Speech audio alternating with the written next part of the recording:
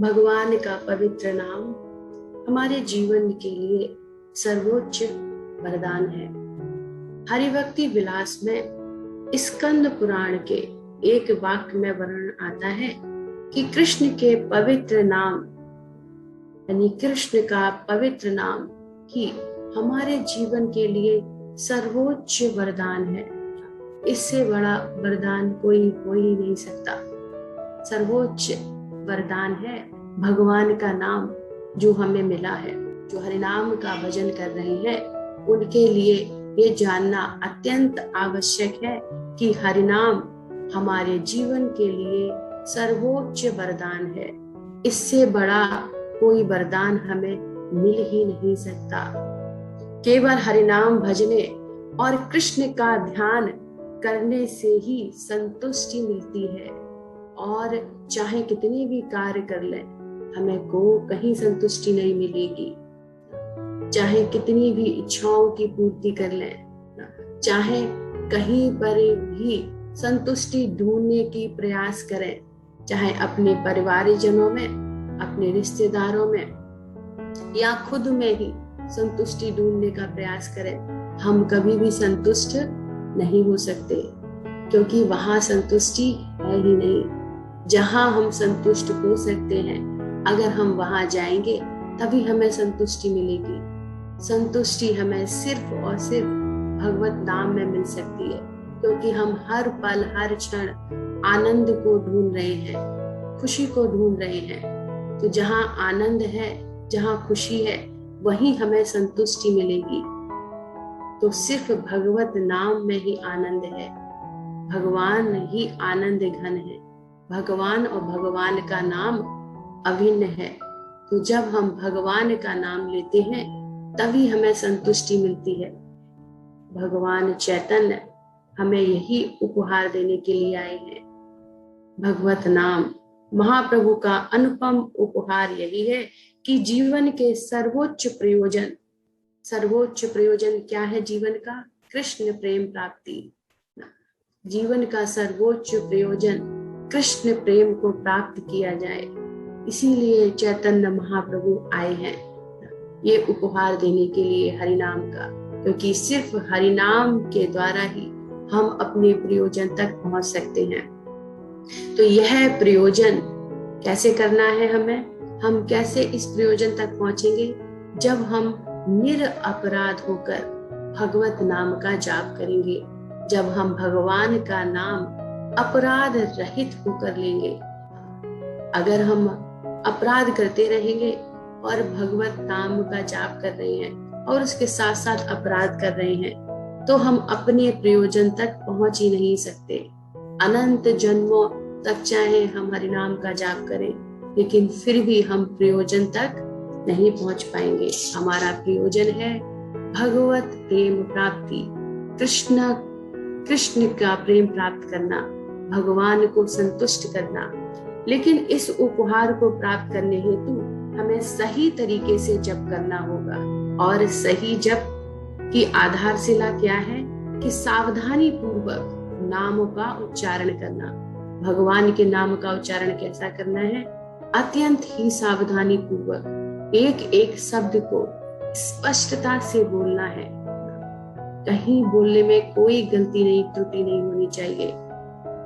जो 16 अक्षरों का महामंत्र है, पूरे 16 अक्षर स्पष्ट निकलने चाहिए, और फिर उनका ध्यान पूर्वक श्रवण करना चाहिए। हमारे जीवन का सबसे महत्वपूर्ण कार्य क्या है? भगवत नाम का जप, हरिनाम का भजन। लेकिन जो सबसे महत्वपूर्ण है उसको ही हम सबसे पीछे रखे हैं। हमारे लिए अभी सबसे ज्यादा महत्वपूर्ण क्या है? हमारी खुद की आवश्यकताएं, हमारी खुद की इंद्रिय तृप्ति। हम खुद को संतुष्ट करना चाहते हैं, मैं और मेरे को संतुष्ट करना चाहते हैं। इस शरीर की देखभाल में ही लगे हैं, इस शरीर को सजाने संवारने में ही लगे हैं। भगवत नाम के प्रति हमारा कोई भी ध्यान नहीं है। तो हम जिस स्तर पर प्रयास करेंगे उसी स्तर का हमें लाभ मिलेगा। अगर हम प्रयास 100% कर रहे हैं तो लाभ भी 100% मिलेगा। हमें उसी स्तर की अनुभूति होगी जिस स्तर का हम प्रयास कर रहे हैं। अगर हमारे प्रयास ढीले ढाले हैं, हम अच्छे से प्रयास नहीं कर रहे, हम भगवान के नाम के प्रति अच्छे से नहीं ले रहे हैं, उस कर्तव्य का पालन अच्छे से नहीं कर रहे हैं, भगवान को संतुष्ट नहीं कर रहे हैं, तो हमें संतुष्टि नहीं मिलेगी, हम अपने प्रयोजन तक नहीं पहुंचेंगे। हम जितना अधिक ध्यान पूर्वक जाप करेंगे, उतना ही अधिक भगवान से हमारा प्रेम प्रकट होगा। हमें उसी अनुपात में सुनाई देगा जिस अनुपात में हम प्रयास कर रहे हैं। जितना अधिक हमें सुनाई देगा, उतनी ही अधिक हमें कृष्ण के प्रति प्रेम जागृत होगा, प्रेम की अनुभूति होगी। हमें अपने प्रीतम का नाम सुनते ही उनके प्रति हमारा प्रेम सहज ही प्रकट होता है। इस जीवन में, भौतिक जीवन में, जब हम अपने प्रिय का नाम सुनते हैं तो सहज ही प्रेम भाव प्रकट होते हैं। उसके लिए हमें कोई भी प्रयास करने की जरूरत नहीं पड़ती, ना ही पहले से कोई प्लानिंग करनी पड़ती है उस प्रेम को प्रकट करने के लिए। वो सहजता से ही भाव प्रकट होते हैं। तो हमारा प्रेम कृष्ण के प्रति इतना गहरा होना चाहिए, क्योंकि उनका नाम उनसे अभिन्न है। जैसे ही हम उनका नाम लेते हैं, वह प्रकट हो जाते हैं। तो हमारा प्रेम भगवान के प्रति इतना गहरा होना चाहिए, जो हमने प्रेम इस संसार के प्रति कर रखा है, इस संसार के रिश्तों के प्रति कर रखा है, अपनी इंद्रियों से प्रेम कर रखा है। वो प्रेम हमें किससे करना है? भगवान से। क्योंकि इस भौतिक जगत का प्रेम बिल्कुल ऐसा ही है कि जिससे हमें जितना अधिक प्रेम मिल रहा है, जितना अधिक खुशी मिल रही है, जो जितना अधिक आनंद दे रहा है, वो ही उतना अधिक दुख देने का कारण बनेगा, वो ही उतना कष्ट का कारण बनेगा। तो इस भौतिक जगत का प्रेम आध्यात्मिक जगत से बिल्कुल भिन्न है। भौतिक जगत का प्रेम दिन प्रतिदिन घटता जाता है, लेकिन आध्यात्मिक प्रेम दिन प्रतिदिन बढ़ता जाता है। वहां घटने की कोई संभावना नहीं है। आध्यात्मिक प्रेम, कृष्ण के प्रति प्रेम बिल्कुल नहीं घटता। हम कृष्ण के लिए, कृष्ण के नजदीक जाने के लिए अगर एक कदम आगे बढ़ाते हैं, तो भगवान हमारे लिए 100 कदम चलकर आते हैं। ये है आध्यात्मिक प्रेम, ये है भगवत प्रेम। और भौतिक प्रेम में क्या है? अगर आप करोगे तो हम भी करेंगे, आप नहीं कर रहे तो हम भी नहीं कर रहे। भौतिक प्रेम क्या है? लेन देन है, व्यापार है। अगर करोगे तो मिलेगा, कभी कभी करने पर भी नहीं मिलता। इस भौतिक जगत में तो प्रेम है ही नहीं, सिर्फ व्यापार है। प्रेम समझते ही नहीं है प्रेम है क्या। प्रेम का अर्थ है तेरे सुख में मेरा सुख। प्रेमी के सुख में ही हम सुखी होते हैं, तो वह प्रेम है। तो इस जगत में ऐसा प्रेम देखने को नहीं मिलता। हम अपने सुख को थोपते हैं सामने वाले के ऊपर। आपको ऐसा करना है, ऐसा करना ही होगा। अगर प्रेम करते हैं तो ऐसा करना ही होगा। लेकिन आध्यात्मिक जगत में ऐसा नहीं है। भगवान के प्रति एक सच्चे प्रेमी का ध्यान कितना गहरा एवं अखंडनीय होता है, इसको समझाने के लिए एक गौड़ीय वैष्णव है, उनकी कथा याद आती है। एक गौड़ीय वैष्णव थे जो बहुत ही वृद्ध ब्राह्मण थे। वह जंगल में जा रहे थे, किसी जंगल में थे। तो जंगल में जाते जाते उनकी संध्या का समय हो आता है। तो संध्या समय में वो जो जप या संध्या का जो अपना गायत्री जो वो करते हैं, तो उसका टाइम हो जाता है। तो वो महात्मा क्या करते हैं, वृद्ध महात्मा के वहीं पर जंगल में बैठ जाते हैं और अपनी संध्या की साधना को करने लगते हैं। वो चारों तरफ देखते हैं कि यहाँ मुझे कोई भी डिस्टर्ब करने वाला नहीं है, यहाँ बहुत ही एकांत है, कोई मेरी साधना को विघ्न डालने वाला नहीं है। तो वो अपने ध्यान में बैठे होते हैं। वहीं पीछे से एक स्त्री आती है, बहुत जोरों से भागती हुई।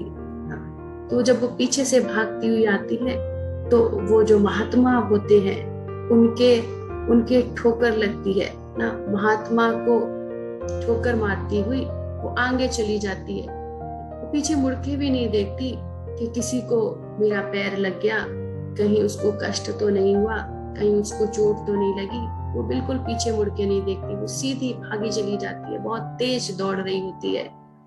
तो वो जो महात्मा होते हैं उनकी वो जो संध्या कर रहे होते हैं वो उनका टूट जाता है और वह देखते हैं कि वह स्त्री भागी जा रही है। उसने एक बार भी पीछे मुड़ के नहीं देखा कि कहाँ मेरा पैर लगा है, कौन बैठे हैं, कहीं चोट तो नहीं आई। एक बार पूछा भी नहीं आके, बिल्कुल रुकी भी नहीं, मुड़ के भी नहीं देखा। तो महात्मा फिर कुछ नहीं, अपनी संध्या को करते रहते हैं और मन में ये सोचते हैं ना, ये सोचते सोचते वह अपनी संध्या को कर रहे होते हैं। तो उन ब्राह्मण को बड़ा ही बुरा लगता है स्त्री के ऐसे व्यवहार को देखकर। फिर कुछ ही देर बाद वह स्त्री फिर से उस दिशा से आती है जहां वो भागती हुई गई थी। तो वो आराम से चलती हुई आती होती है। वो देखती है सामने महात्मा बैठे हैं और अपनी साधना में मग्न है। तो वो महात्मा को प्रणाम करती है और बोलती है, हे महात्मा जन, मैं आपकी क्या सेवा कर सकती हूँ, मेरे लिए कोई सेवा है? वो महात्मा जैसे ही आंख खोल के देखते हैं, अरे ये तो वही स्त्री है जो अभी कुछ देर पहले भागती हुई गई थी। उसने देखा ही नहीं कि मेरे कहाँ लगा, कैसे लगा ना, उसने पीछे मुड़ के भी नहीं देखा। तो महात्मा उसके इस दूसरे रूप को देखकर चकित हो जाते हैं। कहते हैं, अभी कुछ ही देर पहले इसका कुछ और रूप था, अब इसका कुछ और रूप है। तो फिर वो स्त्री बोलती है, महात्मा जन, आपने बताया नहीं, मैं आपकी क्या सेवा कर सकती हूँ? तो वो वृद्ध ब्राह्मण बोलते हैं, अभी तुम थोड़ी देर पहले बहुत तेजी से भागती हुई गई थी और तुमने देखा भी नहीं कि रास्ते में कौन बैठा है, किसी के चोट लग रही है या किसी को कष्ट हो रहा है। तुमने जरा सा भी ध्यान नहीं दिया और तुम मुझे ठोकर मारती हुई, मेरे पैर लगते हुए तुम आगे भागती हुई चली गई, तुम्हारा बिल्कुल भी ध्यान नहीं गया। तो वो क्षमा मांगती है महात्मा से और बोलती है, महात्मा, उस समय मैं प्रेम में डूबी हुई थी, मैं अपने प्रेमी से मिलने जा रही थी, तो मुझे उस समय कुछ दिखाई नहीं दे रहा था। उस समय इतनी तल्लीन थी मैं प्रेम में कि मुझे कुछ भी समझ में नहीं आया, मुझे कुछ भी दिखाई नहीं दिया कौन कहाँ बैठा है। मुझे सिर्फ एक चीज दिख रही थी, अपने प्रेमी का प्रेम। तो उस प्रेम के लिए मैं भागती हुई गई थी और जब मैंने प्रेम को प्राप्त कर लिया, जब मैं प्रेमी से मिली तो मैं आई, तो मैंने आपको देखा, मुझे क्षमा कर दीजिए। तो यहाँ पर हम देख सकते हैं कि वो महात्मा सोचते हैं कि इतनी तल्लीनता प्रेम में इतनी जब तक तल्लीनता नहीं होगी, भगवत नाम लेते समय जब तक हम इतने तल्लीन नहीं होंगे, तब तक हम अपने प्रयोजन तक नहीं पहुंच सकते, अपने लक्ष्य तक नहीं पहुंच सकते। वो स्त्री इतना प्रेम में डूबी हुई थी, तब वो अपने प्रयोजन तक पहुंची। अगर एक तरफ वो महात्मा है जो साधना कर रहे हैं, भगवत नाम का जप कर रहे हैं, लेकिन उन्हें सब कुछ पता चल रहा है कि क्या हो रहा है, क्या चल रहा है, कौन आ रहा है, कौन जा रहा है। एक तरफ उनका प्रेम और दूसरी तरफ उस स्त्री की तल्लीनता, ऐसा प्रेम। तो हमें भगवत नाम का जप इसी तल्लीनता से लेना होगा। ऐसी तल्लीनता होगी जब भगवत नाम में, तभी हम अपने प्रयोजन तक पहुंच पाएंगे। हम उसी के प्रति सबसे ज्यादा आसक्त होते हैं, जिसका हम सबसे ज्यादा संग कर रहे होते हैं, जिसकी हम सबसे ज्यादा सेवा करते हैं। तो हमें ज्यादा से ज्यादा भगवान और भक्तों के संपर्क में रहना है, जिससे भगवान के प्रति, भगवत नाम के प्रति हमारी आसक्ति बढ़े। अभी हम संसार के संपर्क में ज्यादा रहते हैं, इसलिए हमारी संसार के प्रति आसक्ति है, परिवार के प्रति आसक्ति है, समाज के प्रति आसक्ति है, और सबसे ज्यादा आसक्ति इस शरीर के प्रति हमारी है। सबसे ज्यादा आसक्त तो हम अपने इस शरीर से हैं। तो हमें अगर अपने प्रयोजन को प्राप्त करना है तो हमें भगवान का ज्यादा से ज्यादा और भगवान के भक्तों का संग करना होगा, तभी उनके प्रति हम आसक्त होंगे। जैसे जैसे हमारी आसक्ति बढ़ेगी, वैसे वैसे शास्त्रों में जो भी वचन लिखे हैं हम जान सकेंगे कि वह वचन सत्य है। कैसे जान सकेंगे? जब उसके प्रति हमारी आसक्ति होगी, जब उसमें हमारा दृढ़ विश्वास होगा, तभी हम उसे जान सकते हैं, तभी हम समझ सकते हैं। हमें शुद्ध भक्ति चाहिए। अगर हम चाहते हैं शुद्ध भक्ति, जो श्री चैतन्य महाप्रभु जी हमारे लिए उपहार रूप में लेकर आए हैं, शुद्ध भक्ति, किंतु हम उस दिव्य चेतना के स्तर पर छलांग नहीं लगा सकते। उस शुद्ध भक्ति पर एकदम हम छलांग लगाकर नहीं पहुंच सकते। आज ही हम सोचें कि हमें शुद्ध भक्ति चाहिए और हम तीव्रता से छलांग लगाएं और पहुंच जाएं। सोचें आज ही हम इतना ध्यान पूर्वक जप करेंगे, आज ही हम अच्छे से श्रवण करेंगे, अध्ययन करेंगे और हम शुद्ध भक्ति को प्राप्त कर लेंगे। ऐसा नहीं हो सकता। हमें क्रमिक विकास करना होगा। जैसे हम पहली मंजिल पे हैं तो दूसरी या तीसरी मंजिल पे जाने के लिए हम एकदम छलांग लगाकर नहीं पहुंच सकते। हमें एक एक सीढ़ी चढ़नी होगी, तभी हम उस मंजिल पर पहुंच सकते हैं। तो शुद्ध भक्ति प्राप्त करने के लिए हमें क्रमिक विकास करना होगा, जो गुरु के संरक्षण में रहकर प्राप्त कर सकते हैं। यदि कोई मात्र एक बार भगवान कृष्ण के नामों का अपराध रहित होकर जप करता है, भले ही वह श्रद्धा अथवा भाव रहित होकर जप क्यों ना हो, पवित्र नाम तत्क्षण ही उसे मुक्त कर देता है। ऐसा है भगवान का नाम। भगवान का नाम सर्वशक्तिमान है, पूर्ण शक्तिमान है, पूर्ण है भगवान का नाम। जिस तरह भगवान पूर्ण है, वैसे ही भगवान का नाम पूर्ण है। भगवान के शब्द पूर्ण है। भगवान का नाम, भगवान के शब्द सभी अभिन्न हैं, सभी एक हैं, इनमें कोई भिन्नता नहीं है।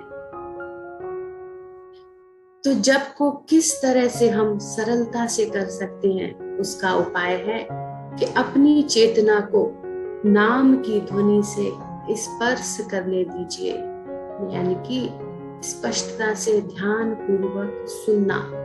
जब हम सुनेंगे तो हम चेतना को ध्वनि से स्पर्श करवा पाएंगे। केवल उस दिव्य ध्वनि के कंपन का अपने मन और हृदय से स्पर्श होने दीजिए।